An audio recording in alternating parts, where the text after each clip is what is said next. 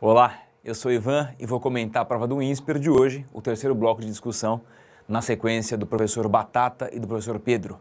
Vamos lá. Na primeira questão que a gente vai trabalhar, a gente basicamente mexia com uma situação de leitura de gráfico, né? O que ele pedia para a gente era que a gente fizesse um cálculo, inicialmente, uma estimativa no visual, de qual é o intervalo em que a gente percebeu que havia maior variação de medida. Qual que é o truque? Se você lembrar que num plano cartesiano a gente pode medir a inclinação da nossa reta a partir, da variação do y em relação à variação do x, era fácil intuir que já que ele pedia para a gente o intervalo em que houve maior variação absoluta, o que a gente devia fazer era buscar aquela situação onde a gente tivesse a reta numa situação de crescimento mais acentuado ou então com o decréscimo mais acentuado. Essa questão media uma habilidade básica, que era uma habilidade de avaliar se o candidato tinha condições de ler isso num gráfico simples, né? Então, com a leitura simples, a gente percebia aí que o que ele queria era o intervalo de decréscimo absoluto maior. Isso para a gente no olho dá o intervalo passado entre os dias 10 e o dia 15, portanto, a alternativa B nessa questão. Na sequência, a gente, aproveitando o mesmo enunciado, fazia um cálculo de valor médio da altura do reservatório.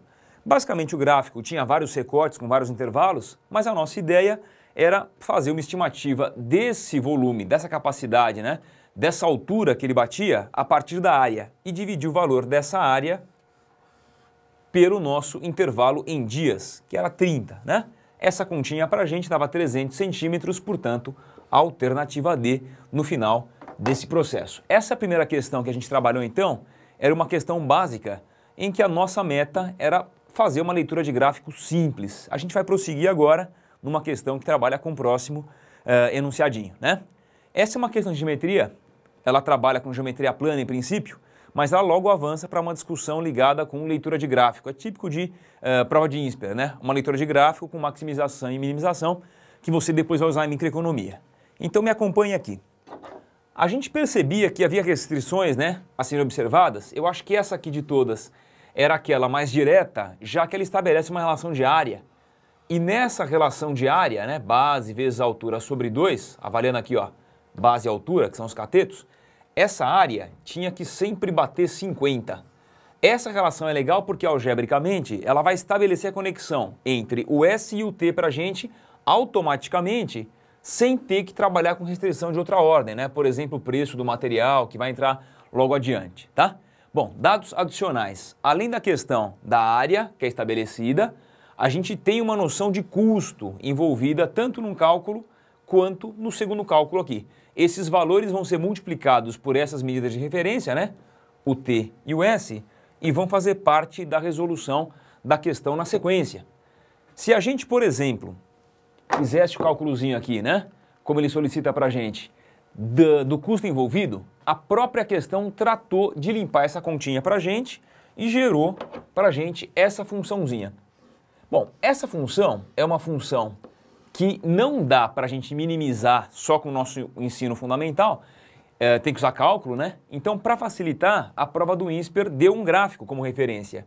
E a gente simplesmente buscaria nesse ponto, aquela situação onde você vai ter o mínimo custo envolvido, Então, isso é típico da prova do INSPER, No lugar de exigir um cálculo que você vai ter depois de cálculo 1, o que eles fazem é fornecer um gráfico onde o candidato vai ter que ter a noção de, pelo menos a intuição, de que ele sabe ler isso, De que ele consegue fazer uma leitura do gráfico correta.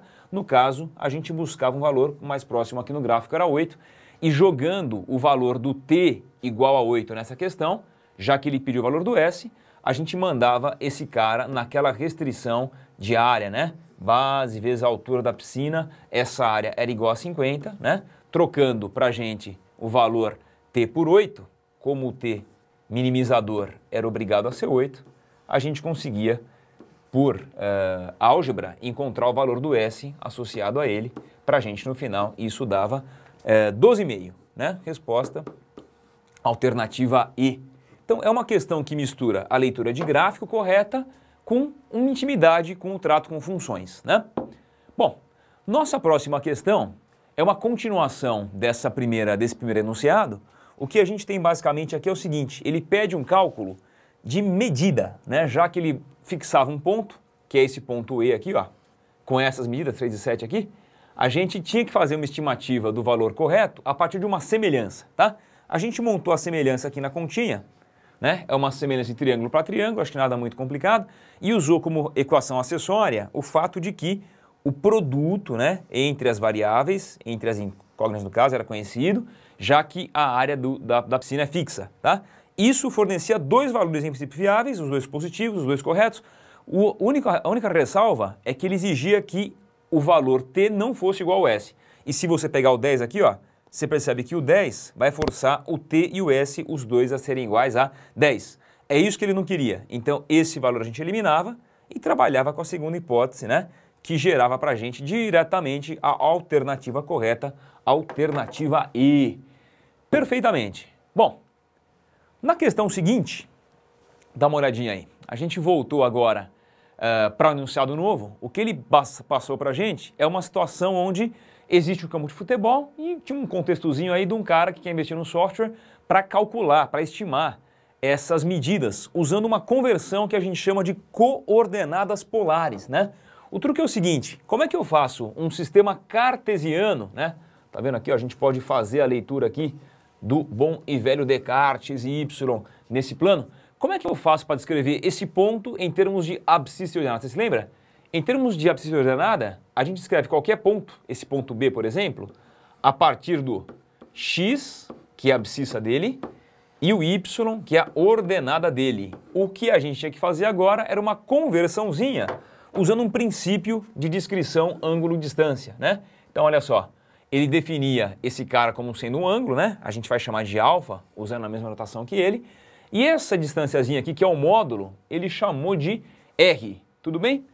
Com conversõezinha simples, ó, dá uma olhadinha aqui, a gente usa, né? Define o seno como sendo o cateto oposto pela hipotenusa e define o cosseno como sendo o cateto adjacente pela hipotenusa. É uma questãozinha simples. Basicamente, o que se cobrava aqui era que o aluno tivesse intimidade com os conceitos do plano cartesiano, né? Perceba que a conversão em si não é difícil. A gente geralmente trabalha com isso quando a gente fala, por exemplo, em coordenadas no plano complexo, né? Mas vale em qualquer situação, não só no plano complexo, e isso dava pra gente automaticamente essas duas fórmulas de conversão, tá bom? Então é uma questão que não chega a ser uma questão fácil, se você nunca viu, mas se você tem alguma habilidade, alguma familiaridade com esse assunto, vira uma questão que é mais ou menos banal do ponto de vista de conta, pelo menos, tá bom? Prosseguindo, nosso próximo compromisso agora vai ser trabalhar com uma discussãozinha de número de soluções reais em equação logarítmica, né? Bom, essa é uma questão manjada, a gente trabalhou em várias ocasiões do curso, tá? Então vou ser breve no comentário, porque acho que é bem dentro do previsto, né? Primeira coisa a notar, falou em log, condição de existência, tá? Perceba que aqui o x também faz parte da base, cuidado. E quando você listar todas as condições envolvidas, a base tem que ser um cara positivo, a base não pode valer 1, é isso? E todos os logaritmandos, todos eles têm que ser positivos, perceba que a condição que prevalece nessas condições, né? Quem acaba prevalecendo é a condição final, que justamente limpa todas as condições anteriores, tá? Então esse é um pressuposto na questão.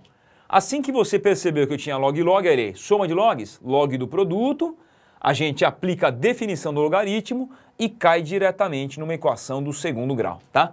Essa equação vai levar o x quadrado a ser cancelado e no final vamos ter uma equaçãozinha básica do primeiro grau.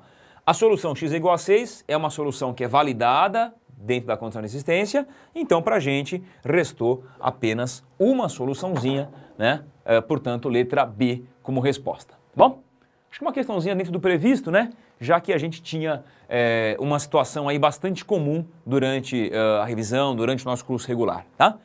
Por falar em equações algébricas, né? Olha em equações, a próxima equação é uma equação não log, agora uma equação com polinômios. Dá uma olhada, esse gráfico que está aqui, ele está só para deixar você mais seguro ou talvez inseguro, né? Porque ele não vai ser usado. O que ele passou para a gente é uma equação de grau 3, é isso? E ele deixa muito claro, talvez por isso que o gráfico tenha sido fornecido, que as três soluções que a equação admite, todas elas são visíveis no plano, então são soluções reais, é isso? E eu vou passar a buscar quem são essas minhas 3 soluções x1, x2, x3, todas elas raízes que são reais, tá? Qual que é a técnica básica para fazer qualquer equação de grau 3, né? Para o grau 2 temos o Bhaskara, e para o grau 3, qual é o procedimento padrão? Você sabe, né? Localizar uma raiz e, na sequência, aplicar isso no Brio-Ruffini. Quando você faz a avaliação da raiz, você pode fazer no olho, percebendo aqui, ó, que é um valor baixo e negativo. Você pode fazer uma pesquisa racional em cima do coeficiente do produto. De qualquer modo, eu imagino que você percebeu que o -1 era uma raiz mais ou menos intuitiva do problema, né? Fazendo o Brio-Ruffini, a gente puxa esse primeiro componente como raiz, ó, a primeira saiu aqui. A primeira raiz, de fato, é -1. Isso foi confirmado pelo resto que é 0, aqui ó, na sequência, tá vendo? E o quociente vai carregar para você as outras 2 raízes, ó. Tá aqui a forma do quociente na forma de Bhaskara, aí você vai ter opções, né? Girard, você pode fazer um Bhaskara clássico, outro Brio-Ruffini. De qualquer modo, no final, a gente consegue localizar com muita precisão as outras 2 raízes. Perceba que elas também são negativas e elas vão confirmar para a gente o que o gráfico já dizia, já intuía sobre a natureza delas. 3 raízes negativas, é isso? Bom, no final, vira uma questãozinha pro forma, né? Onde ele passa para a gente uma informação só para não dar raiz de lambuja. Ele pede o cálculo de algumas potenciazinhas com base 2 envolvendo as raízes que você encontrou, tá bom? Essa parte é uma parte basicona, no final não tem grande problema, né? Desde que você tivesse matado no começo a raiz, eu acho que você teria percebido que é uma questão clássica. Muito bom. Essa próxima questão que aparece agora é uma questão que já trabalha com uma sofisticação um pouquinho maior, né? A gente tem aí uma situação onde ele começa com matrizes, depois ele vai avançar um pouquinho em direção a sistemas e ele finalmente trabalha com um sistema que parece que é um sistema linear, mas não é, cuidado. E parece um sistema homogêneo, mas também não é. Então, no quadro comigo, olha aí, a gente está vendo aqui que ele dá todas as matrizes que ele vai usar para armar a equação, ainda lá na forma matricial, né? Então ele dá 1, dá 2, dá 3. E ele quer que você monte essa equaçãozinha aqui, tá? Trocando os valores, né, pelas matrizes que ele forneceu, a gente cai nessa equaçãozinha aqui, ó, que tá aqui, acho que essa aqui, né? Esse é o comecinho dela, tá? Certo? E a gente vai trocar pelas matrizes conhecidas, vai fazer a continha do produto matricial e no final vai cair nessa situação de igualdade de matrizes, né? Essa igualdade vai levar você a um sisteminha. Atenção, esse é um sistema não linear. Então, todas as nossas tecnologias, né, de prever que é um SPD, de prever que é um SPI, de prever que é um SI, usando determinantes, nesse caso, não posso utilizar, bem? É um sistema que trabalha com multiplicação, trabalha com incógnita ao quadrado, né? Isso desqualifica para a gente essa natureza. Então, nesse caso, as tecnologias que sobram, quais vão ser? Basicamente, já que eu não posso trabalhar com matrização, né, do sistema por análise de Cramer, o que a gente faz é trabalhar com substituição de incógnita. Então, a gente vai isolar, no caso, a incógnita y na primeira equação, deu y é igual a menos x2, esse cara eu troco na equação de baixo e a gente cai nessa equação de grau 4. Perceba que é uma equação de grau 4, mas a gente consegue fazer ela de modo simples por fatoração, que é uma técnicazinha simples que aparece nesse estágio aqui, tá? Como o enunciado deixa claro que ele quer soluções não nulas, né? Nesse caso, porque a solução nula é, nesse caso, viável porque todas as equações dão zero, né? Como ele não quer a solução nula, a gente trabalhou com a outra hipótese, o que gerou a raiz igual a menos 2, né? Aí vira uma questãozinha banal, você volta no começo, troca o valor do x no y, encontra o valor do y e marca o valor do produto, né? É uma questão que mexe com uma criatividade um pouco fora do comum, na medida em que ela começa com matrizes e depois cai num sistema que não é linear, geralmente na prova a ocorrência é para sistemas que são lineares. Muito bem. Prosseguindo, senhores, 33, uma questão de lógica, perfeitamente, né? Praticamos várias questões de lógica ao longo do curso, na preparação do INSPER, nos simulados, certo? Essa questãozinha aqui, ela trabalha com 2 condicionais, né? A estrutura dela vai ser essa. Eu mexo com o primeiro condicional aqui, né? Um condicional simples, do tipo sem então, um segundo condicional do tipo sem então. Agora veja, a única informação que a gente consegue derivar desse conjunto que é confiável, que é com certeza correta, é o fato de que se o Brasil ganhou medalha, né? Olha aqui, informação 2, a gente pode codificar assim, né? Informação 2, se o Brasil, né? Esse é o antecedente, é a condição. Se o Brasil disputa contra Estados Unidos na semifinal, então, lembrou? Esse é o implica simples, né? O evento P implica o evento Q. Se os Estados Unidos e o Brasil se batem na semifinal, então a previsão, a consequência disso é que o Brasil não ganha medalha. Essa é a previsão dita pela frase 2, que a gente sabe que é verdadeira. Como o enunciado nega isso, como ele garante que o Brasil ganhou medalha, né? Então a gente vai voltar negando como a gente trabalha com todo o condicional simples, né? Então o Brasil ganhou medalha, certo? E se o Brasil ganhou medalha, a gente pode falar que a negação do consequente implica a negação do antecedente, ou seja, é falso que o Brasil enfrentou os Estados Unidos na semifinal, tá? Então o fato é o seguinte, o Brasil não pegou os americanos na semifinal. Se o Brasil não pegou os americanos na semifinal, a gente trabalha então com a seguinte hipótese. Ele não pegou os americanos, quem ele pegou? Ou ele lutou contra a China, ou lutou contra a Espanha, com certeza não foi com ele mesmo, nem com os americanos. Nesse caso, eu não sei quem ele pegou, mas eu trabalho com algumas hipóteses aqui. Ele pode ter pego qualquer um dos demais dois países e ganhado, ido para a final, onde ele ganhou a medalha, ou de prata ou de ouro. Ou então ele perdeu nesse estágio, mas depois ele ganhou a medalha de bronze na disputa do terceiro lugar. De qualquer modo, a gente pode garantir com certeza que a letra E é correta, né? O Brasil com certeza ganhou um dos últimos dois jogos. Ou ele ganhou o último, ou ele ganhou o penúltimo. E nesse caso, é uma questão com poucas certezas, né? Então, todas elas, né, me deixam um pouco em dúvida sobre a veracidade, mas a letra E com certeza é verdadeira. É o que ele queria que a gente marcasse. Tudo bem? Então, questão de lógica, tá lá, dominado, né? Não deu problema.